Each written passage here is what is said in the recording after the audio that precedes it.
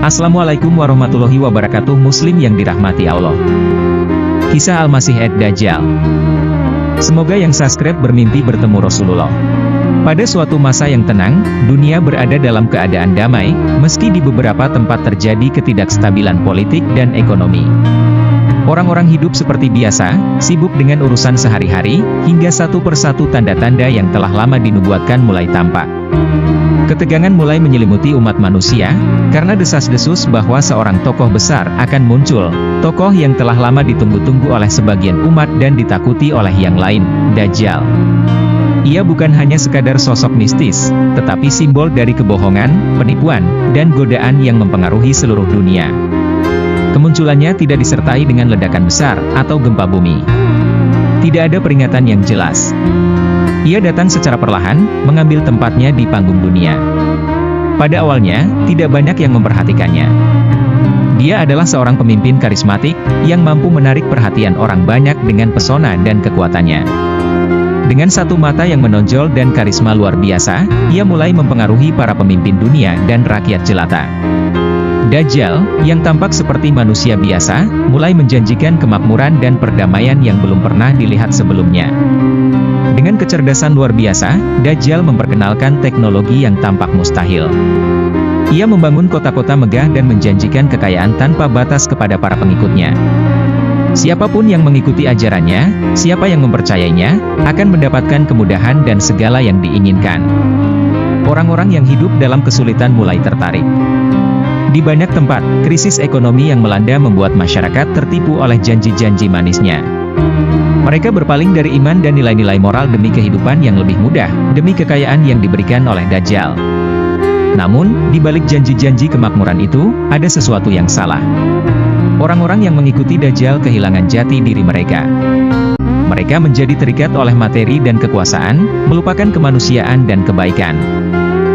Dajjal mulai menunjukkan sisi gelapnya. Dia menawarkan air kepada yang haus, tetapi ketika diminum, air itu mengubah mereka menjadi budaknya.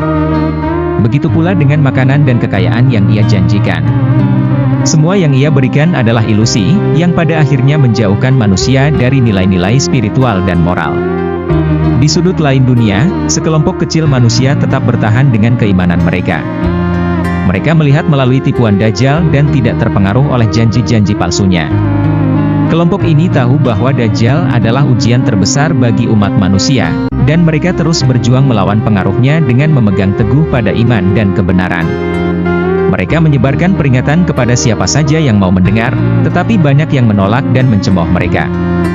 Bagi kebanyakan orang, Dajjal adalah penyelamat, bukan ancaman. Sementara itu, kekuasaan Dajjal terus tumbuh. Ia mulai memperlihatkan kekuatan supernatural yang membuat orang semakin takut dan tunduk kepadanya. Dengan satu kata, ia bisa menggerakkan pasukan dan menghancurkan musuh-musuhnya. Kota-kota yang tidak mau tunduk dibakar habis, dan para pemimpin yang menentangnya dijatuhkan. Dunia semakin kacau, dan tidak ada yang mampu menghentikannya. Orang-orang yang dulunya beriman mulai meragukan keyakinan mereka, sementara yang lain semakin larut dalam kegelapan yang dibawa oleh Dajjal. Tetapi di balik semua itu, langit mulai menunjukkan tanda-tanda lain. Di tengah-tengah kekacauan ini, Imam Mahdi muncul. Dia bukan seorang pemimpin yang gemerlap seperti Dajjal, tetapi kehadirannya membawa harapan bagi mereka yang masih percaya pada kebenaran. Imam Mahdi, yang dipilih oleh Tuhan untuk memimpin umat manusia melawan kejahatan terbesar, mulai mengumpulkan pasukan. Pasukannya bukanlah orang-orang yang kuat secara fisik, melainkan mereka yang kuat dalam iman. Di bawah kepemimpinannya, umat manusia yang masih setia kepada Tuhan mulai bangkit melawan kekuasaan Dajjal. Dajjal, dengan segala tipu muslihatnya, merasa bahwa ia tak terkalahkan. Namun, Imam Mahdi dan pasukannya tidak takut. Mereka tahu bahwa meskipun Dajjal memiliki kekuatan yang besar, kebenaran akan selalu menang pada akhirnya. Pertempuran berlangsung selama berhari-hari, bahkan berminggu-minggu, dan meski pasukan kebaikan terus bertahan, kekuatan Dajjal tampak semakin sulit untuk dikalahkan. Ketika dunia tampaknya berada di ambang kehancuran total, datanglah Nabi Isa, Yesus. Kehadirannya adalah tanda terakhir dari akhir pertempuran. Dengan kedatangannya, keseimbangan mulai berubah. Nabi Isa turun dari langit dengan keagungan yang membuat seluruh dunia terdiam. Ia membawa pesan kedamaian dan keadilan, dan dengan kekuatan ilahi, ia menghadapi Dajjal secara langsung. Pertemuan itu bukanlah pertempuran fisik, melainkan pertempuran spiritual yang menentukan nasib umat manusia. Dajjal, yang selama ini tampak tak terkalahkan, mulai merasa gentar di hadapan Nabi Isa.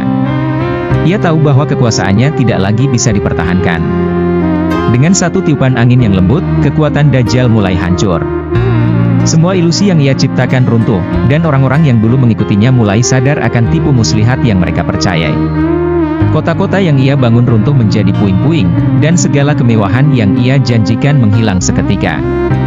Dalam konfrontasi terakhir, Nabi Isa mengalahkan Dajjal dengan cara yang sederhana namun luar biasa. Ia menyentuh dahi Dajjal, dan dalam sekejap, Dajjal terjatuh.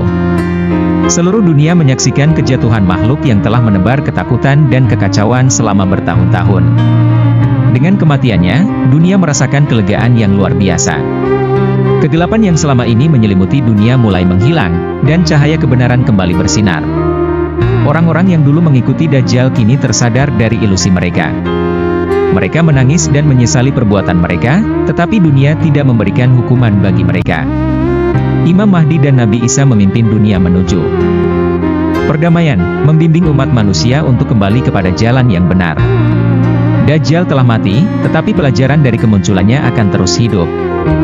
Manusia diingatkan bahwa godaan materi dan kekuasaan bisa menghancurkan jiwa, tetapi iman yang kuat akan selalu menang pada akhirnya. Dengan berlalunya waktu, dunia kembali damai. Imam Mahdi dan Nabi Isa bekerja sama untuk memulihkan kedamaian dan keadilan di bumi. Mereka mengingatkan umat manusia bahwa kehidupan ini adalah ujian, dan ujian terbesar telah berlalu. Orang-orang yang selamat dari cobaan Dajjal memulai kehidupan baru, dengan kesadaran bahwa mereka telah melewati salah satu ujian terbesar dalam sejarah umat manusia. Kisah Dajjal menjadi legenda yang terus diceritakan dari generasi ke generasi. Bukan sebagai cerita yang menakutkan, tetapi sebagai pengingat akan kekuatan iman dan kebenaran. Meskipun Dajjal telah mati, dunia terus waspada terhadap bentuk-bentuk kejahatan baru yang mungkin muncul. Namun, mereka tahu bahwa selama mereka memegang teguh kebaikan, tidak ada kekuatan jahat yang bisa mengalahkan mereka. Kini, dengan Dajjal yang telah tiada, dunia melangkah menuju era baru yang penuh kedamaian dan kemakmuran. Umat manusia telah belajar dari kesalahan mereka dan bertekad untuk tidak mengulangi kesalahan yang sama. Mereka menyadari bahwa kehidupan bukanlah tentang materi atau kekuasaan, tetapi tentang bagaimana menjaga hati tetap bersih dan penuh iman di tengah godaan terbesar sekalipun. Nasihat untuk menghadapi fitnah Dajjal. Salah satu perlindungan yang diajarkan kepada kita adalah membaca dan menghafal ayat-ayat dari surah Al-Kahfi. Ayat-ayat ini, kata Nabi, dapat menjadi perisai dari tipu daya Dajjal. Sehingga, siapapun yang mengamalkannya, insya Allah, akan terjaga dari pengaruh buruk Dajjal. Perjalanan Dajjal akan menyebarkan kerusakan di mana-mana. Kota-kota yang tadinya makmur akan hancur dalam hitungan waktu. Orang-orang yang tamak akan berlomba-lomba mengikutinya, karena dia menjanjikan kekayaan dan kemudahan. Tetapi, akan selalu ada segelintir orang yang tetap teguh pada iman mereka, menolak untuk tunduk kepada godaan duniawi yang dibawa oleh Dajjal. Mereka inilah yang akan menjadi benteng terakhir kebenaran di tengah zaman penuh kekacauan. Dajjal tidak akan puas sampai dia berhasil menarik sebanyak mungkin manusia ke dalam kesesatannya. Dia akan mengklaim dirinya sebagai Tuhan, memerintahkan manusia untuk menyembahnya. Di titik inilah ujian iman akan mencapai puncaknya. Apakah manusia akan tunduk kepada tipuan Dajjal, atau tetap berpegang pada ajaran kebenaran?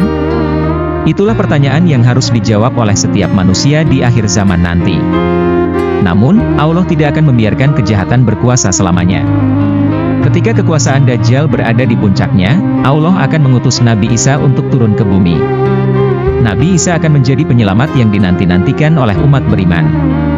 Dalam pertempuran yang menentukan, dengan izin Allah, Nabi Isa akan mengalahkan Dajjal di suatu tempat yang disebutkan dalam riwayat sebagai Gerbang Lut. Kemenangan ini akan mengakhiri fitnah terbesar dalam sejarah manusia. Setelah Dajjal dikalahkan, dunia akan kembali damai. Orang-orang yang selamat dari fitnah besar ini akan bersyukur atas perlindungan Allah. Kebenaran akan kembali ditegakkan, dan manusia akan hidup dalam kedamaian, meskipun perjuangan melawan kejahatan belum sepenuhnya berakhir. Pada akhirnya, dunia akan terus berputar hingga tiba hari kiamat.